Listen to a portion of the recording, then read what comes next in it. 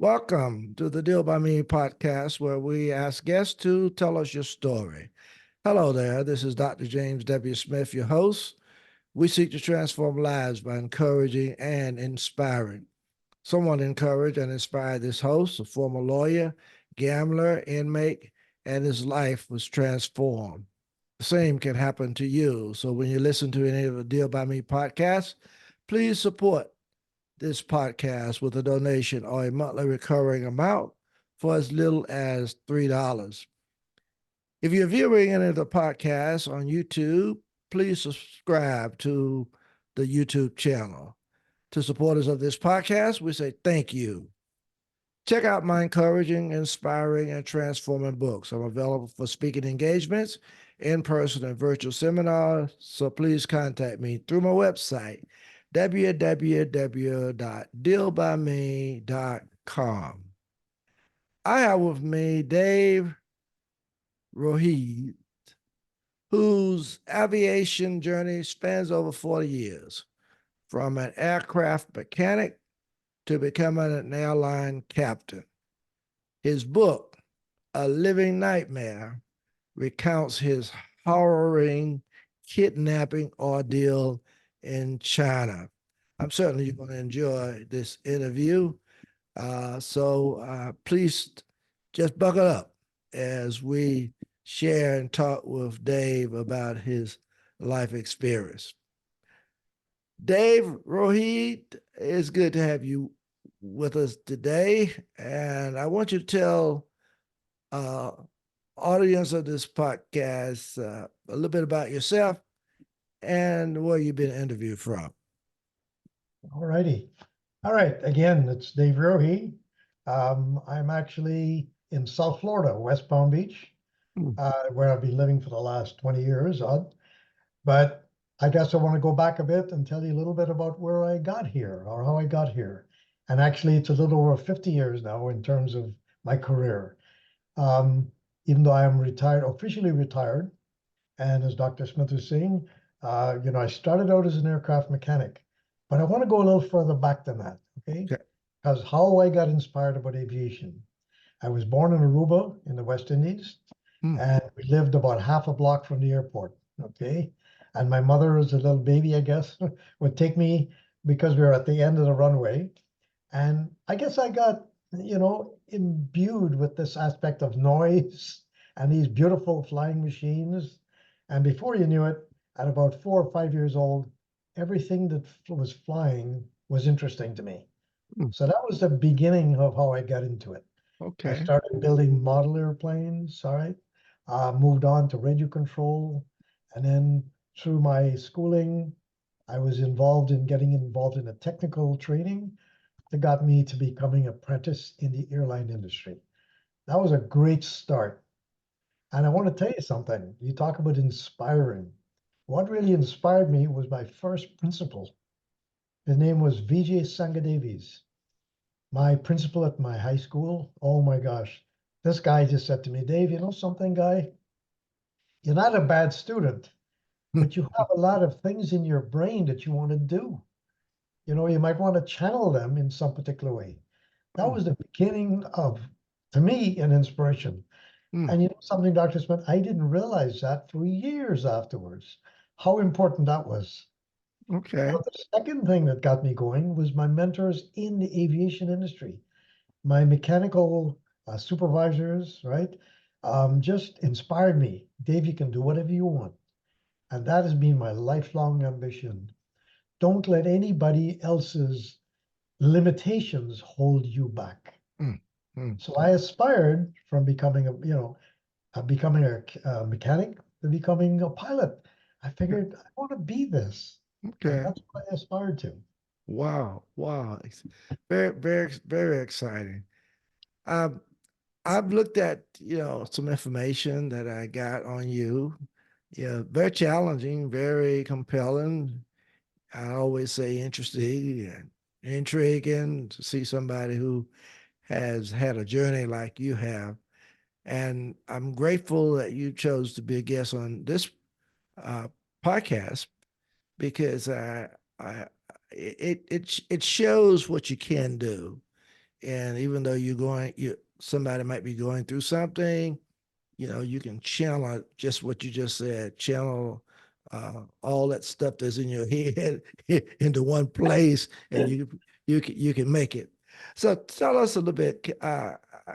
Can you share a significant event or Um, or yeah, experience, okay, yes, yeah, or, that's a you know, really or good question, Dr. Smith. or Because, experience from your life that has greatly influenced how you approach challenges on a all right, daily basis? my biggest challenge actually was when I was a pretty um, experienced airline pilot. The political situation at home in South America was pretty negative, so I decided to move my family to Canada. So I get to Canada now, being an experienced airline pilot. I got a really good interview with the national airline, and I failed their medical. I Hmm. passed all the other tests, but failed the medical because I was accustomed to flying old airplanes, noisy airplanes. Mhm. And it kind of turned my life upside down for about a week. I kid you not, I was in a tailspin. Didn't know which way to turn. But then a cousin of mine who actually was in the ministry, he was a little bit of a, I wouldn't call him a priest, but he was doing some sermons for some of the different churches. And he said to me, Guy, you can do whatever you want. It doesn't have to be flying. And I Mm. said, but this was my life. He said, your life's not over. Mhm. And that again transformed me, into every other aspect of my aviation airline life. I Mm. became a flight instructor. Okay. I started teaching young pilots. Matter of fact, today I'm actually still now involved in young people, trying to inspire them to be whatever they want. I'm Mhm. doing some guidance for mentorship. And that challenge of being turned down in my regular career, everything I aspired to my life, but yet my life changed. It took a right turn, not a 180 now, but it took a right turn. Mm. And it opened up a whole new realm of possibilities for me. Okay. Dr. Okay. Smith, I can't tell you, I lived in 6 countries after that, Wow. bringing aviation to people, to young people in particular. Dave, I know that, and I've had it myself, lots of challenges, lots of experiences. And sometimes, dealing with challenges, can lead to personal growth. And I've had it in my own experience. I've gone through a situation that I wouldn't want to put on anybody else, but it made me who I am today. And I know you have gone through this same thing. You've dealt with some challenges, especially when I read about what happened to you. Your ordeal in China. So, can you kind of discuss a specific instance where overcoming adversity has resulted in a positive transformation in your life? Because listeners of this podcast, we want to know who is this we're talking to? What about him? What has he done? And how did he get to where he is? Can you talk to us a little bit about that? Okay. Well, that was what we just mentioned. My positive transformation was being turned down, being a pilot, to some other challenge in my life. That was really a right turn, as I said, in my life, but it now opened up a whole new horizon for me in Okay. different areas. So I kind of had to dig deep to decide what is it that I want to do. Okay. Okay. And I found a lot of inspiration through, again, my cousin who was telling me, Dave, don't just limit yourself, open your mind. And I did. And I Okay. found that when listening to people who have a better I guess, a look on life, instead of being negative, trying to promote you in your own adventure, so to speak. I consider my life to be an adventure. Okay. Mm. Some bad challenges turned into transforming me into a different person. And that's what happened to me. So the transformation was from the aviation industry per se as a pilot into training other people then. I've it kind of said to me, why don't I show other people what it's like to overcome negatives in their life? So I undertook that by doing flight training. And that made a whole a complete difference in my life because in another 10 or 15 years, I started writing courses to train people overseas. I first of all started by doing it from Toronto in Canada to Vancouver. And then I did it from Vancouver to China to get young people involved in aviation. All right. All aspects of aviation, not just flying now, because I was also a mechanic. Mm-hmm. It turned out, Dr. Smith, that I started doing technical work for a Brazilian manufacturer. And Okay. again, inspiring people to do other things other than flying. Okay. So I Okay. found out that and to this day, even though I'm retired physically, I guess, I'm not retired from the industry. I'm still doing mentoring. Mm-hmm. I'm still doing some consulting work, but I found a real love for this industry. And I found that this industry can transform people into every other aspect of their lives and Okay. other industries. Being being technically involved, I guess, in aviation has led people to all other areas um, of their careers and Okay. very positive in that sense. Hmm. I don't know if that answers that particular Yeah. question. Oh, yeah. Sure. Sure. Is it for Uh, me? yeah. Okay. Yeah. I, I mean, I'd always ask the right questions, and so I'm not sure. You're in an area that's so interesting to me, but I don't know a whole lot about it. So that's the reason I'm trying to Okay, move around the edges and see if I can ask something that will be very beneficial to listeners of this podcast, and especially when you start talking about your challenges, you start talking about things that inspired you. Those are things that almost everybody go through. You know, I don't care who you are. that's There right. are some challenges in your life. So there are certain things that inspired you to do what you're doing, and so from that viewpoint, what you are sharing with listeners today is very beneficial.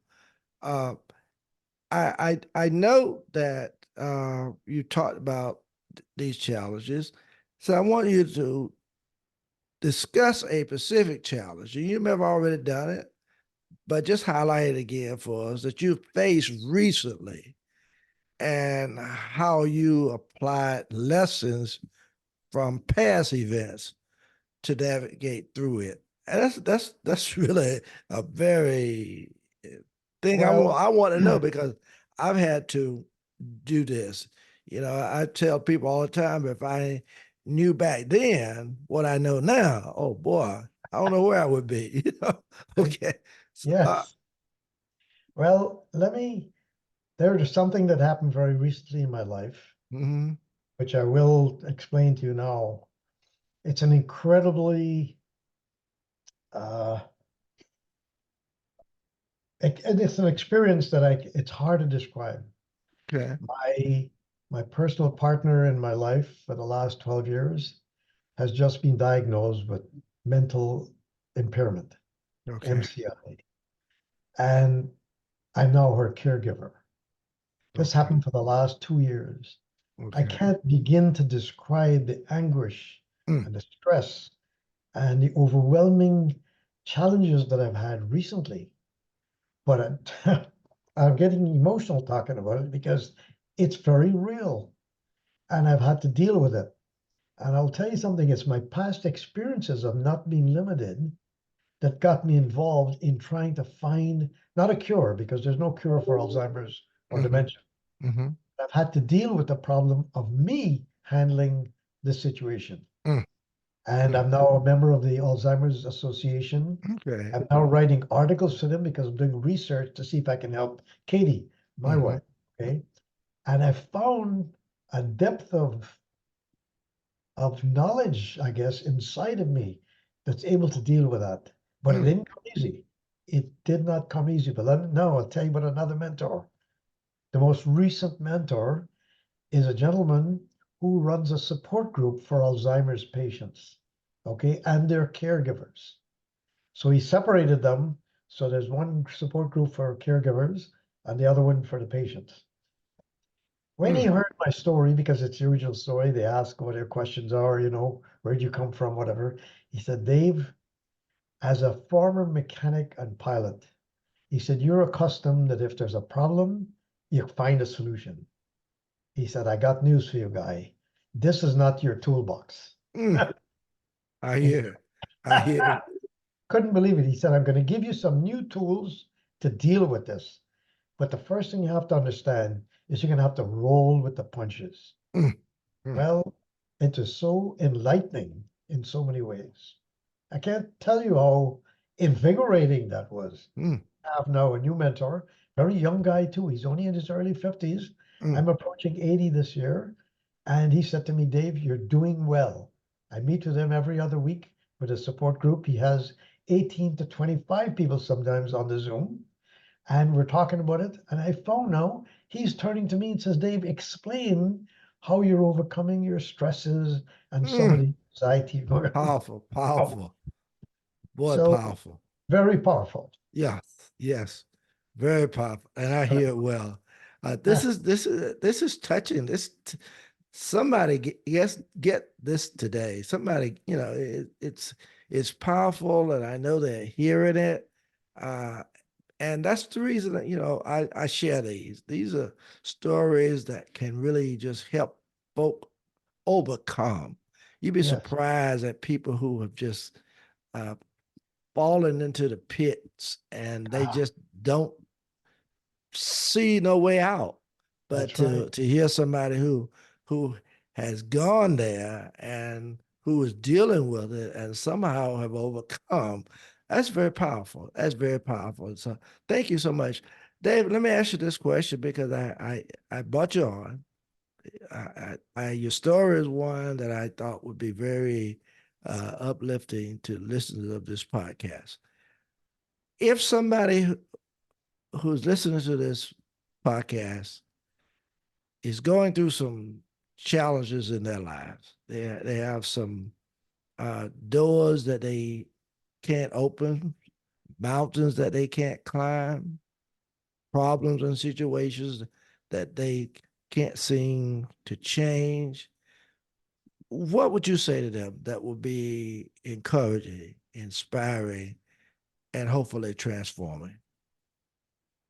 First thing I would do, talk to anybody for them. As a matter of fact, I'm even considering doing stuff like this, what you're doing, because what I feel is a lot of people are not able to see the forest for the trees, Mm-hmm.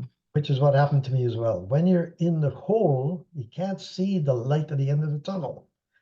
But the real challenge is don't give up. Never give up the ship. Kind of keep a positive attitude. That's where my mantra is. Don't Mm-hmm. give up. Always be positive. There's always another side to the dark side. All Mm-hmm. right? Wherever there's light, okay, or wherever there's darkness, there's also light. So try and look for the light side. And where you can't find it, ask for help. Okay. Found that to be another mantra. Ask, Mm. seek help. Wow. Don't think you can don't think you can always do it alone. Remember that old saying, no man is an island. To himself. That's Well, right. I believe in that one. Mm-hmm. I do too. You're, after living, Dr. Turner, I gotta tell you, living in 6 countries, I've met every walk of life person you can Mm, imagine. And I'm telling you something, it's so unique to find all these characters having the same joys, the same sadness, the same sicknesses. We're all doing the same thing. mm, Not as if we're living in 2 different planets or whatever. We're all in the same business of trying to get through life. And help is there for others. I've always felt that way. Yep. mm, After living in 6 countries, I now have 200 or 300 people around the world who I'm in touch with every so often. They just send a little email or something, or to remember you on your birthday. Sometimes I don't hear from them for a while because I'm now involved with a nonprofit organization for young people. I mm-hmm. set up a 501c for young people to try and get them involved. Well, I'm obviously more motivated towards aviation. Mm. But if kids Okay. want just to get some regular help on what they need in their career, I'm Mm-hmm. here to help. Wow. Exciting. Exciting. Listeners, hang around. Got one or two more questions I want to Sure. ask of Dave. So don't go to place. Please stay with us. This is an awesome conversation we're having today with Dave Rohee. So stay with us. And now I want to ask Dave, if listeners of this podcast want to know a little bit more about you, whether you have a book, a website, how they can contact you, could you share that information with us now? Righty, not a problem. Well, first of all, I'd like to show you, there's my first book, but I'm not sure if I told you, but I also have bush flying. This was one of my first books, I guess, that I wrote about my background. All right. So my early experiences in South America, where I started flying, was as a bush pilot, single engine, very dangerous flying. Okay. And I guess that was some inspiration as well, because I had a boss who was also inspirational. He said to me, you've got a talent for this. Okay. So the books about the bush flying, the book about the bush flying was about my experiences in South American bush, you know, flying in the Amazon area. Very unique in that sense. Okay. Which led me, of course, to after I had that horrific problem in China. And of course, I went over there to help students. That was my mantra for going to China, was to help young students thinking about aviation, not necessarily flying now, because the airlines that hired me as a consultant, wanted me to talk to students. And unfortunately, I got kidnapped. Mm. The reason I got kidnapped is because one of the universities uh, was looking at my program, and the US embassy and the Canadian embassy actually made a big story about it, and it hit the front pages. And this group of criminals decided, oh, this guy is making money. Mm. And that's how the living Okay. nightmare came about, Oh, okay. Unfortunate system, yeah. Wow. Wow. Very, very interesting. Mm. Now, just let me add something. I suffered PTSD for about 10 years after that incident. And it was another inspiration from a therapist who said to me, Dave, you know something? You need to tell people your story. Okay. Since you're so knowledgeable about it, you should tell them about it and it might help you. Well, it did. It took me 10 years to write that book. But boy, once I finished it, then I could talk about it. And I can talk about it now. So I've recently overcome that scenario. Mm-hmm. Mm-hmm. So again, another transformation in a sense, and that therapist inspired me now to write this book. Yep. Wow. Wow. Exciting. Exciting. Now I do have Listeners. a website. My author website is, out there, daveroheeauthor.com. All right. Okay. And my book, as a matter of fact, if anybody sends me an address, I'll send them my book free. Okay. Okay. But it's available on Amazon. Both books are available on Amazon at a reasonable price. So if you're interested, get hold of me. I've got a newsletter as well that goes out every month. And now I'm writing about Alzheimer's as well, a health and wellness newsletter. Okay. Okay. Okay. I got stuff Sounds on my website you can look at. sounds very exciting. Very exciting. Dave, let me kind of close out with asking you this question. Um, Many of the listeners of this podcast are looking for some practical advice.